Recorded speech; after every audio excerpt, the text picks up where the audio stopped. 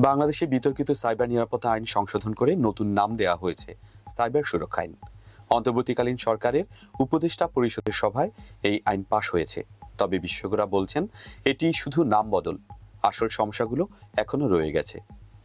অন্তর্বর্তীকালীন সরকারের উপদেষ্টা পরিষদ সোমবার সাইবার সুরক্ষা আইন পাশ করেছে। নতুন এই আইনের মূল প্রতিশ্রুতি ছিল মত প্রকাশের স্বাধীনতা নিশ্চিত করা।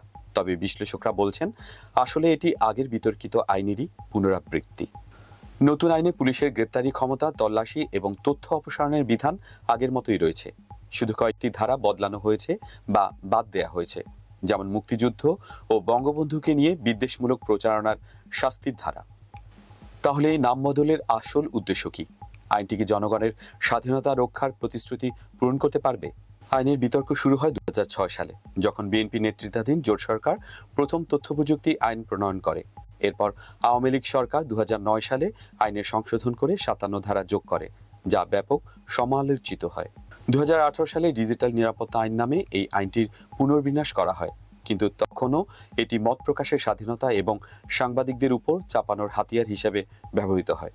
2023 সালে সাইবার নিরাপত্তা আইন নামে আরও একবার এটি সংশোধন করা হয়, যা এখন সাইবার সুরক্ষা আইনে পরিণত হয়েছে। নতুন আইনে কি কি পরিবর্তন এসেছে, সেগুলো কি আদৌ জনস্বার্থ রক্ষা করবে? এক আইন বিশেষজ্ঞ বলছেন নতুন আইনটিতে কিছু পরিবর্তন আনা হয়েছে। উদাহরণস্বরূপ, আগের আইনে মুক্তিযুদ্ধ, বঙ্গবন্ধু, জাতীয় পতাকা বা সঙ্গীত নিয়ে কুৎসামূলক মন্তব্যের শাস্তি ছিল। নতুন আইনে এই ধারা বাদ দেওয়া হয়েছে। তবে গুরুত্বপূর্ণ তথ্য পরিকাঠামোতে অনুপ্রবেশ, সাইবার সন্ত্রাস এবং পুলিশের গ্রেপ্তারি ক্ষমতা সংক্রান্ত বিধানগুলো অপরিবর্তিত রয়েছে। আইনশৃঙ্খলা বাহিনী বিনা পরোয়ানায় গ্রেপ্তার এবং তল্লাশি চালাতে পারবে। এটি আগের আইনের মতোই বিতর্ক তৈরি করেছে।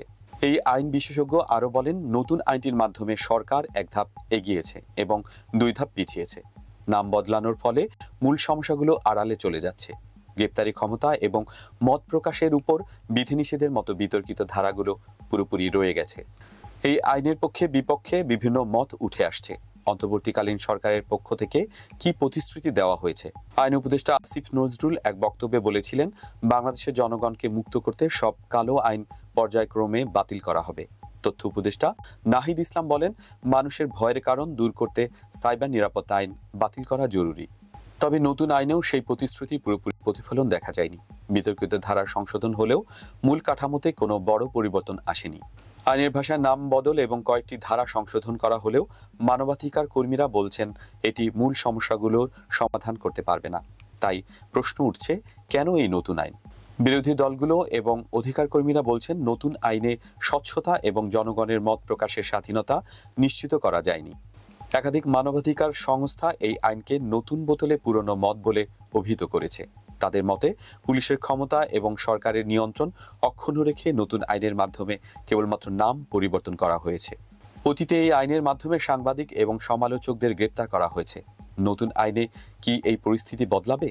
সাংবাদিকরা বলছেন নতুন আইনেও তাদের জন্য সুরক্ষা নিশ্চিত করা হয়নি। আগের আইনের মতোই তথ্য প্রকাশের জন্য সাংবাদিকদের হয়রানির আশঙ্কা রয়ে গেছে। এছাড়া মানবাধিকার সংস্থাগুলি বলছে নতুন আইনের মাধ্যমে সাইবার অপরাধ দমন করা হলেও এটি মত প্রকাশের স্বাধীনতার উপর চাপ তৈরি করবে। তাহলে এই আইনের ভবিষ্যৎ কি? এটি কি জনগণের অধিকার সুরক্ষিত করতে পারবে, নাকি এটি নতুন বিতর্কের জন্ম দেবে?